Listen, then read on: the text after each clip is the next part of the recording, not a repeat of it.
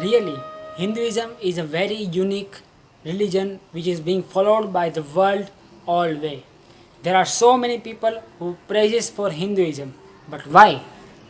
What the unique thing we found in Hinduism? Yes, that are our sacred text. तो दोस्तों, हमने देखा कि बहुत सारे लोग जो कि बड़े नामांकित लोग हैं वो हमारे भारत संस्कृति की तारीफ कर रहे हैं। ऐसा क्या है इस संस्कृति के अंदर जो लोगों को आकर्षित कर रहा है? तो वो है हमारे शास्त्र, हमारे मंदिर और हमारे संत। आज हम इस वीडियो में देखेंगे कि क्या है हमारे शास्त्र, क्या है इसकी महानता। तो चलिए मेरे साथ। सबसे पहले हम देखेंगे हमारे वेदों के बारे में। हमारे वेद सबसे प्राचीन ग्रंथ माने जाते हैं। तो इसमें सबसे पहले ऋग्वेद है। ऋग्वेद सबसे प्राचीन ग्रंथ है। ऋग्वेद के अंदर 1000 से भी ज़्यादा श्लोक दिए गए हैं और इन श्लोकों के अंदर रहस्य बताए गए हैं जो आज दुनिया भी ढूंढ रही है। जैसे कि दुनिया कैसे बनी, ईश्वर की शक्ति क्या है, हमको कैसे जीना चाहिए, ये सारी बातें बताई गई है हमारे ऋग्वेद में।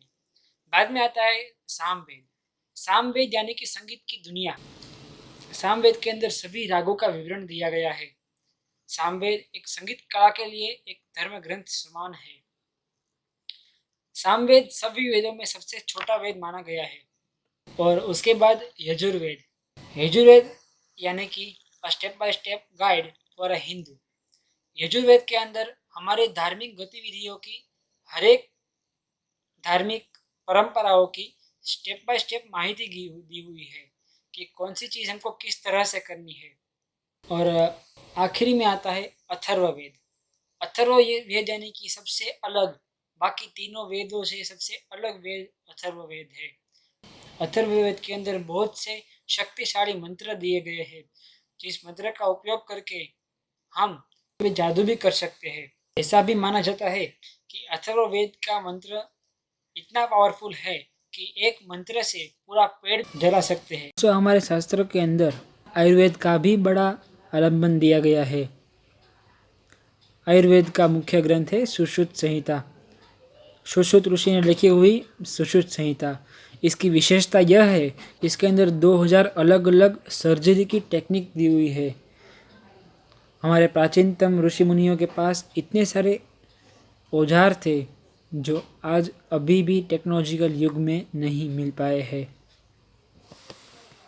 तो उसके बाद हम देखेंगे वेदों की तरह ही दूसरे आते हैं उपनिषद। उपनिषद 108 माने गए हैं, लेकिन उसके अंदर मुख्य उपनिषद तो 10 या 11 ही है। इसमें कुछ के नाम इस प्रकार है: ईशोपनिषद, कठोपनिषद, मुंडकोपनिषद, मांडुक्योपनिषद, तैत्तरीयोपनिषद, छांदोग्योपनिषद, बृहदारण्योपनिषद। उपनिषद के अंदर हमको शास्त्रों का, वेदों का निचोड़ दिया हुआ है। उसके बाद आती है स्मृति। स्मृति का नाम उसके लेखक के ऊपर दिया गया है। स्मृति मीन्स रिमेम्बरेंस, जो हमको याद है, जो हमारे अनुभव है, उसको स्मृति कहा गया है। तो वैसे बहुत सारे स्मृति भी हमारे भारत देश के अंदर उपलब्ध है, जैसे कि मनुस्मृति, याज्ञवल्क्य स्मृति, बोधायन स्मृति, वशिष्ठ स्मृति। और हमारे शास्त्रों में पुराण भी आते हैं। पुराण यानी कि कथा। हमारे भारत देश में 18 पुराण मुख्य माने गए हैं, जैसे कि स्कंद पुराण, वायु पुराण, अग्नि पुराण, मार्कंडेय पुराण, पद्म पुराण। वैसे कई सारे पुराण हमारे शास्त्र में दिए गए हैं।